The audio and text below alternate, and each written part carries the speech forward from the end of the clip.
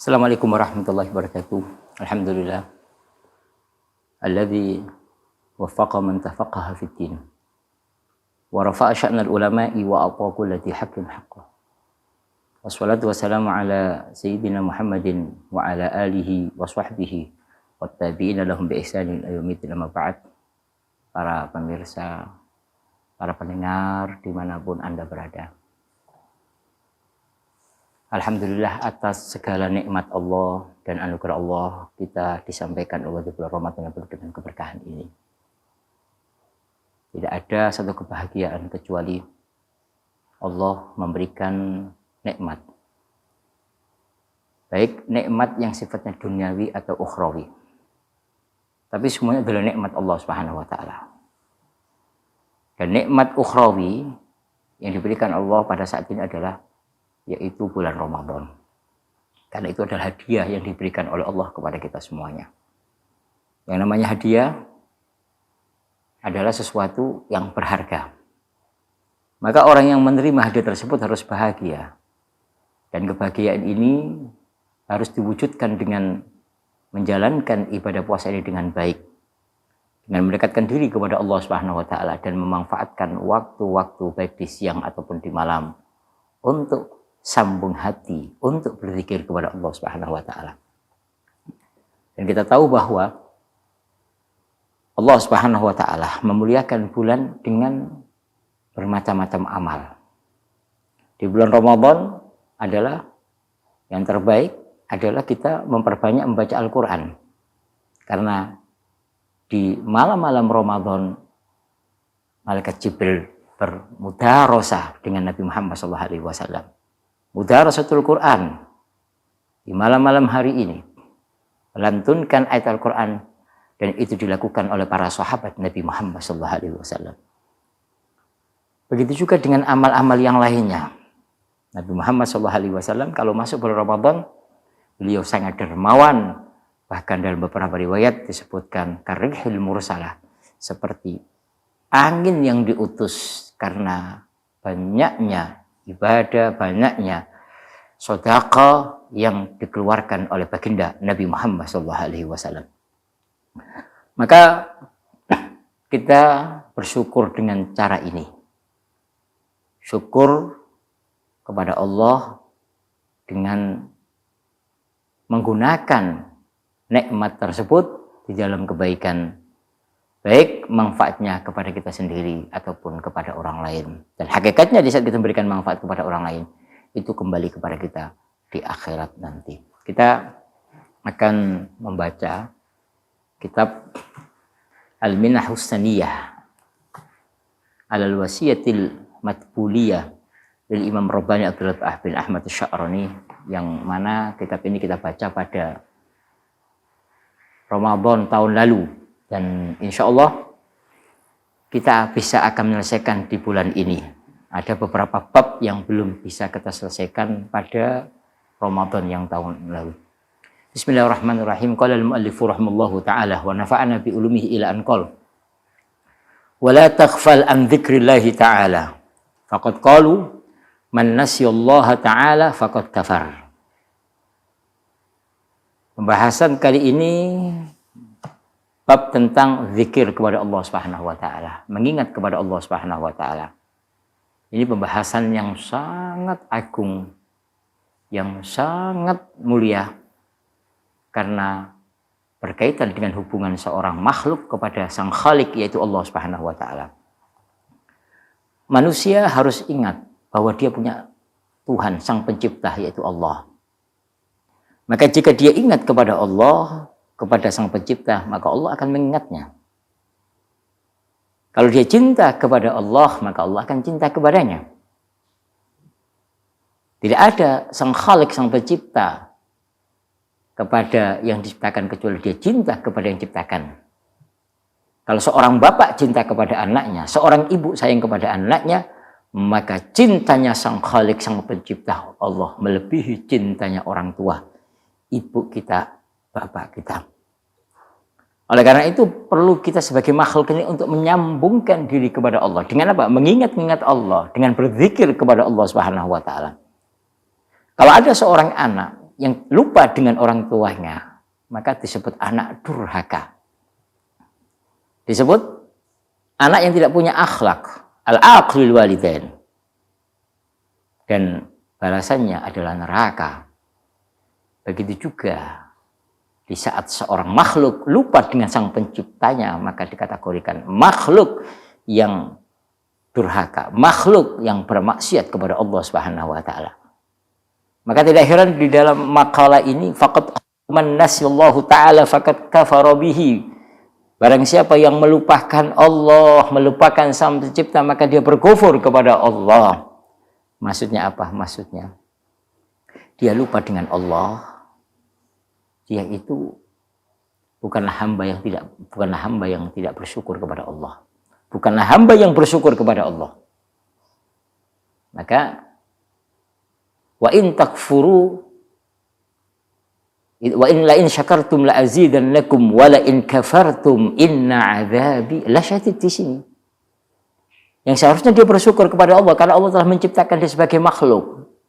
Ke muka bumi ini, dihadirkan ke muka bumi ini harus bersyukur dan harus ingat kepada Allah. Tapi kalau dia tidak ingat kepada Allah, tidak pernah berzikir kepada Allah, tidak pernah menyebut asma-asma Allah, maka dia termasuk orang yang tidak bersyukur kepada Allah Subhanahu wa taala. Ini yang dimaksud di sini.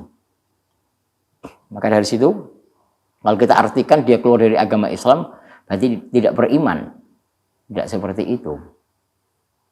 Ya, tapi yang dimaksud di sini adalah bahwa dia bukanlah orang bersyukur kepada Allah Subhanahu wa taala. Maka dia akan jauh dari Allah. Wallahu yu'ridu anhu, dan Allah pun Allah pun menjauh dari orang tersebut. Kalau Allah sudah menjauh dari orang tersebut, maka Allah tidak ridha kepadanya. Kalau begitu, dia bukanlah orang atau hamba Allah yang dijaga oleh Allah di muka bumi ini. Sehingga para ulama mengatakan waqalu kullu man tasahala bil ghaflati wa lam takun alaihi ashadda min darbis suyuf fa huwa kadhibun la yaji'u minhu syai'un fit tariq. Orang yang ingin menuju jalan Allah, orang yang ingin menuju jalan baginda Nabi Muhammad SAW, orang yang ingin menuju jalan kekasih Allah, dia harus banyak berzikir kepada Allah. Sehingga dikatakan kullu man tasahala bil ghaflati. Setiap orang yang meremehkan dengan cara dia lupa kepada Allah, tidak pernah berzikir kepada Allah, berarti orang yang tasahul, yang menganggap remeh, menganggap tidak ada nilainya, sehingga dia lupa kepada Allah Subhanahu wa taala. Kalau orang itu menganggap sesuatu itu mulia, sesuatu itu berharga, maka dia selalu ingat tentang suatu tersebut. Seorang laki-laki dia menganggap seorang perempuan itu mulia, seorang perempuan punya artinya di dirinya, maka dia ingat orang perempuan tersebut.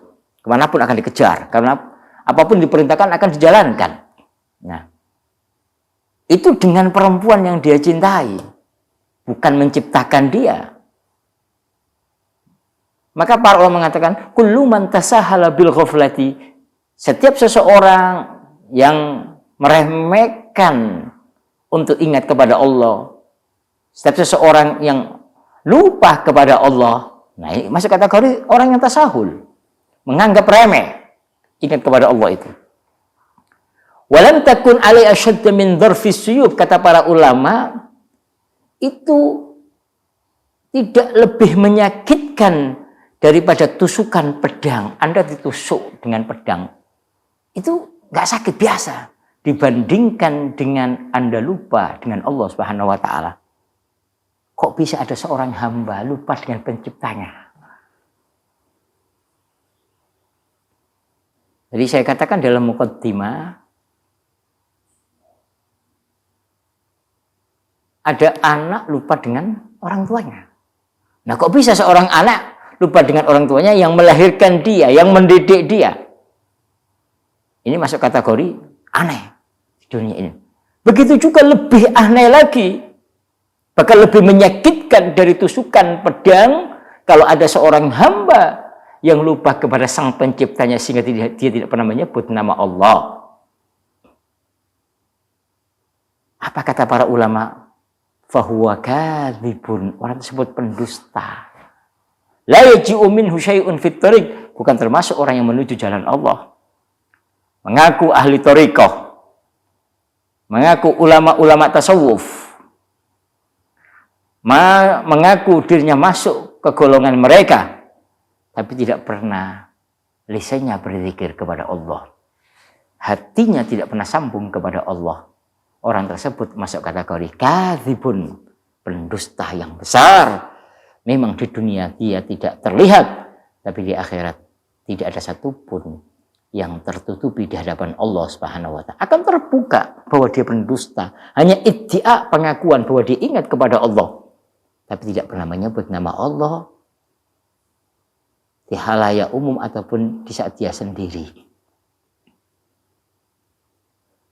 Oleh karena itu, kalau orang yang arif billah, kita bicara tentang ilmu tasawuf, orang yang mengetahui Allah, maksudnya mengetahui kebesaran Allah, orang yang hatinya sambung kepada Allah. Apa kata para ulama? Idza tarakal arifu adzikra nafsan aw nafsaini qayyadallahu ta'ala lahu syaitan. Kalau ada seorang arif meninggalkan zikir kepada Allah, meninggalkan hembusan, satu hembusan nafas atau dua hembusan nafas, apa yang terjadi? Qayyadallah, maka Allah menguasakan atas dirinya syaitanan, seorang syaitan, makhluk Allah yang namanya syaitan. Fahuwa lahu qarin, maka setan itu akan menjadi teman dekatnya. Artinya yang membisiki dia setan, gerakan dia setan, dari setan, perbuatan dia datang dari setan. Ini seorang arif ini. Kalau ada satu hembusan nafas dia tidak ingat kepada Allah, atau dua hembusan, yang terjadi apa? Allah menghukum arif tersebut. Allah memberikan peringatan kepada al-arif tersebut. Dengan apa? Dengan penguasaan setan atas dirinya, dan setan yang akan mengendalikan apa-apa yang ada pada diri hamba tersebut. Dia berbuat bukan karena Allah, tapi karena mengikuti setan. Hati-hati. Berapa banyak dunia ini yang seperti itu. Na'udzubillah min dzalik.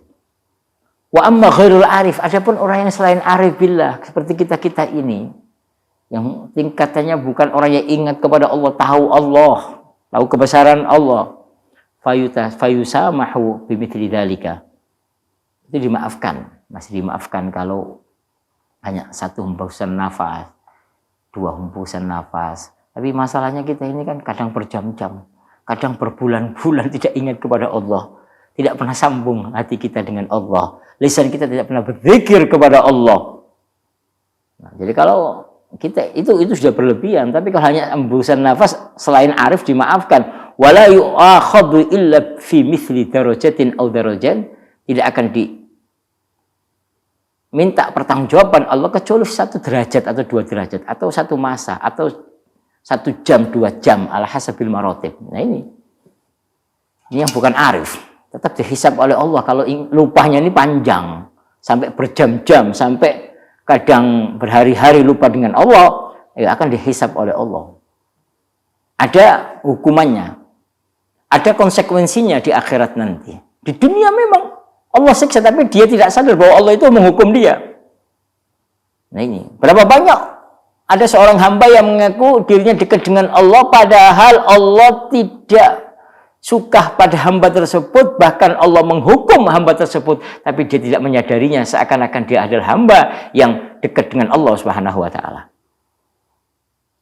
Waqad rawah Syaikhan qala ta'ala, qala Allah Ta'ala, ana inda dhanni 'abdi bi wa ana ma'ahu idza dzakarani fa in dzakarani fi nafsihi dzakartuhu fi nafsi.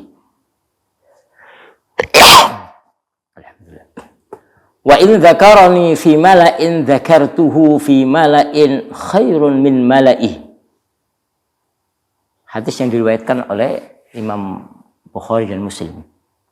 Hadis qudsi qala Allah Ta'ala, Allah berfirman, ana 'inda dhanni 'abdi bi, aku sesuai dengan persangkaan hambaku kepadaku. Wa ana ma'ahu, dan aku bersamanya idza dzakarani, kalau dia mengingatku aku bersamanya. Nah, coba. Kalau Allah bersama, Allah akan menjaga dia di dunia. Di akhirat pasti dia berbuat maksiat, ingin berbuat maksiat, Allah yang menjaga, enggak jadi. Ada orang yang ingin mengganggu, Allah yang menjaga. Dia ingin mendolimin orang, Allah yang menjaganya, enggak jadi mendolimin orang. Dia dalam kesulitan, Allah menjaganya, sehingga apa? Memberikan kemudahan. Karena Allah bersamanya terus. Fa idza dzakarani fi nafsihi, kalau dia ingat kepadaku di dalam dirinya, dzakartuhu fi nafsi, maka aku ingat pada diriku dalam diri. Artinya ini kalau sudah lisannya berzikir, darahnya berzikir, tangannya berzikir, maka Allah Subhanahu wa taala lebih dekat kepadanya daripada dia ingat kepada Allah, Nah, ini. Allah lebih dekat kepadanya. Wa idza dzakarani fi mala'in, kalau dia mengingatku di sekumpulan orang, dia berzikir kepada Allah dalam 100 orang, dalam 1000 orang, dalam 200 orang, apa kata Allah? Dzakartuhu fi mala'in khairun min mala'i, dan aku mengingatnya di khalayak umum yang lebih baik daripada khalayak orang tersebut. Lebih banyak. 1 juta, 10.000, maka Allah lebih banyak lagi. Allah ingatnya di jutaan mungkin para malaikat, para makhluk-makhluk Allah Subhanahu wa ta'ala. Ini dalil seseorang boleh berpikir dengan suara keras. Dzakarani fi mala'in, kalimat mala'in kan di tempat-tempat umum. Berzikir bersama, menyebut nama Allah. Nah, maka Allah akan mengingatnya di lebih banyak, di tempat yang lebih banyak dari orang tersebut. Nah, ini.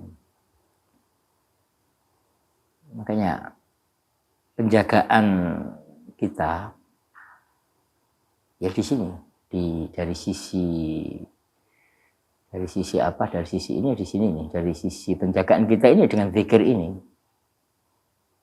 Ya. Warawa Ibnu Hibban, aksiru dzikrullahi ta'ala hatta yaqulu majnun. Mengingatlah, memperbanyak ingat kepada Allah sehingga mereka mengatakan majnun, bahwa kamu itu orang gila. Terjadi pada zaman Nabi Muhammad SAW. Di saat Sayyidina Abu Umar radhiyallahu anhu berjalan-jalan bersama Rasulullah SAW. Ada orang yang berteriak-teriak, berzikir dengan suara keras, berteriak-teriak. Membaca Al-Quran dengan suara yang keras, berteriak-teriak. Maka Sayyidina berkata, ya Rasulullah, orang itu tersebut riak ya Rasulullah. Apa jawaban Nabi? Itu ini bukan riak wahai Umar, innahu awwa. Dia tidak sadar wahai Umar. Saking sambungnya di saat berzikir kepada Allah Subhanahu wa ta'ala. Sesuai dengan dikatakan oleh Nabi Muhammad di dalam hadis ini. Hatta yaqulu majnun, orang-orang mengatakan dia gila dia. Padahal dia berzikir kepada Allah tanpa sadar diri. Berapa banyak cerita-cerita tentang para ulama yang di saat mereka itu menyebut nama Allah lalu pingsan, menyebut asma Allah lalu pingsan, menyebut nama Allah tanpa disadari sekelilingnya banyak makhluk-makhluk Allah. Kenapa? Ya tadi saya katakan, sudah lupa dengan apapun yang ada di dunia ini, di hatinya hanya ada Allah, sehingga orang-orang sekelilingnya mengatakan itu orang gila, padahal dia sambung kepada Allah Subhanahu wa ta'ala. Hadza maqam, ini adalah maqam. Maka cara berpikir pun dengan beberapa cara. Kalau al-mubtadi'un, orang yang baru berzikir kepada Allah, supaya istiqomah boleh dengan suara keras sedikit, la ilaha illallah astaghfirullahaladzim. Nah, kalau sudah bisa dimasukkan dalam hati, nah maka baru dengan apa? Dengan hati sampai yajri majrad dam, berjalan dengan berjalannya darah. Itu mungkin. Berjalan dengan berjalannya darah. Nah, ini. Jadi berzikir kepada Allah ini sesuatu yang sangat agung. Sesuatu yang bisa mengangkat derajat seorang hamba di hadapan Allah Subhanahu wa taala. Nah, ini, apalagi di waktu malam. Tadi Dzulyatin di waktu malam hari. Yang kebanyakan manusia tidur, kebanyakan manusia lenyap di dalam tidurnya. Tapi dia bangun, memaksakan dirinya untuk berwudu, lalu sholat 2 rakaat, lalu menyebut nama-nama Allah. Maka di waktu itulah waktu yang mulia. Apalagi di waktu-waktu sebelum subuh. Sesuai dengan apa disebutkan Nabi Muhammad SAW. Bahwa setiap akhir thuluthul lail, Allah menurunkan rahmatnya kepada hambanya. Lalu Allah memanggil, hal min mustaghfiril, apakah ada di antara kamu yang meminta ampun kepadaku, akan aku penuhi. Apakah ada di antara kamu yang ingin dosa-dosanya? Apakah di antara kamu yang ingin hajat-hajatnya aku kabulkan, akan penuhi.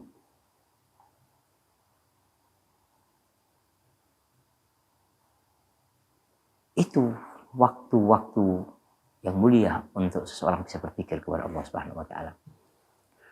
Warawa Muslimun wan Nasa'i wal Bazzar. Hadis diriwayatkan Imam Muslim wan Nasa'i wal Bazzar, ala unabbiukum bi khairi a'malikum wa azkaha 'inda malikikum wa arfa'iha fi darajatikum wa khairun lakum min infaqidh dhahabi wal waraq wa khairun lakum min an talqaw aduwakum fatadribu a'naqahum wa yadribu a'naqakum. Kata Nabi Muhammad, apakah kamu sekalian ingin aku ceritakan tentang sebaik-baik perbuatan kamu? Ada perbuatan kebaikan, ada yang paling baik dari kebaikan. Wa azkaha, dan ada perbuatan yang paling bersih, yang dicintai oleh Allah. Nah, manusia harus mengejar yang paling terbaik.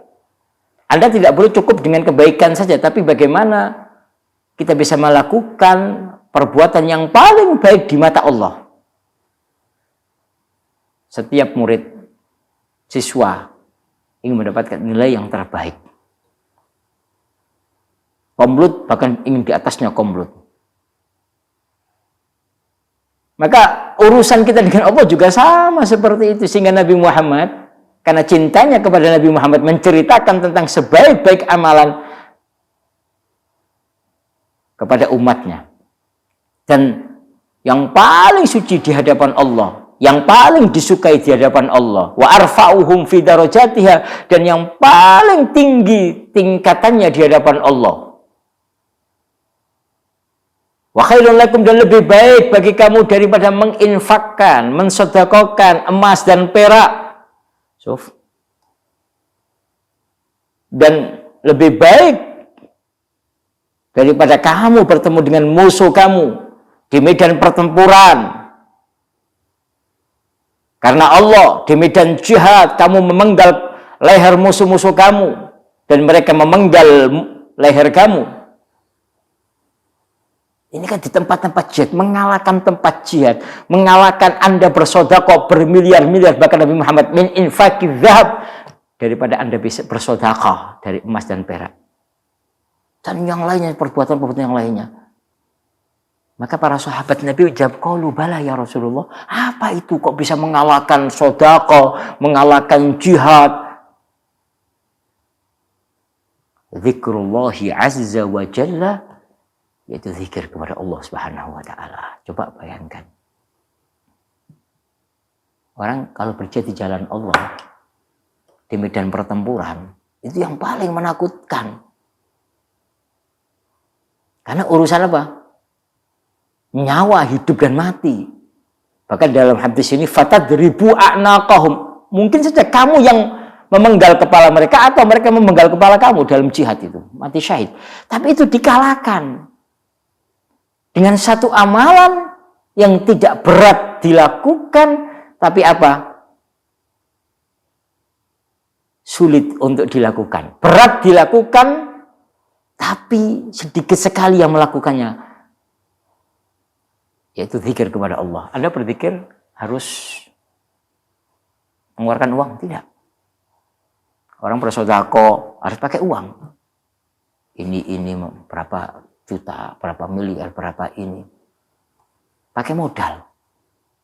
Jihad pakai modal, bahkan nyawa taruhannya.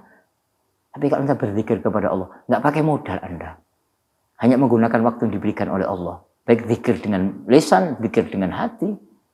Nah, tapi ini semuanya mau mengalahkan dengan amalan-amalan, mengalahkan amalan-amalan yang membutuhkan modal. Nah, ini tidak bisa diketahui kecuali orang yang belajar. Makanya orang muslim yang cerdas itu pasti dia belajar selalu, ingin tahu mana amalan-amalan yang dicintai oleh Allah. Mana amalan-amalan yang bisa mengangkat derajatnya. Mana amalan-amalan yang bisa mengalahkan mana amalan sedikit tapi pahalanya sangat besar. Itu thalibul ilm, orang yang mencari ilmu. Nah, ini. Tapi orang nggak pernah hadir di majelis, orang nggak pernah hadir di pengajian-pengajian, dia tidak akan tahu amalan-amalan yang sedikit tapi pahalanya sangat besar, mengalahkan amalan-amalan yang dohirnya besar. Maka semoga Allah Subhanahu wa taala menjadikan kita orang-orang yang dipilih oleh Allah bisa mengamalkan amalan ini. Ya, tanpa susah payah, tapi Allah berikan kemuliaan.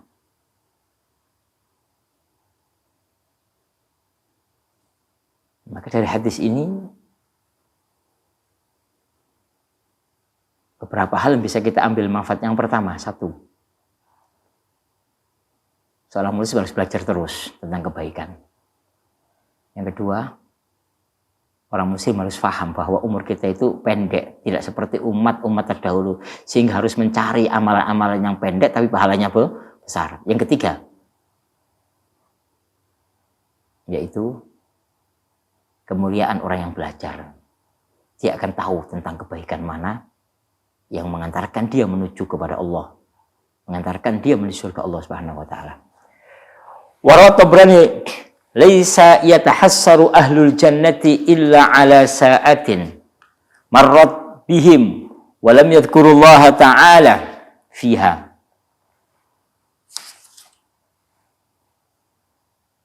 Tidaklah ahli surga itu merasa rugi. Ahli surga itu dimasukkan oleh Allah ke dalam surga, tapi merasa rugi. Nah, ini insyaallah nanti kita akan teruskan pada kesempatan yang akan datang. Ya. Jadi, kalau masuk neraka pasti rugi. Ini ada orang ahli surga tapi merasa rugi di saat dimasukkan oleh surga. Kenapa itu? Semoga Allah memudahkan pada pertemuan yang kedua nanti untuk mendengarkan apa yang disampaikan oleh Rasulullah SAW tentang ahli surga yang rugi itu.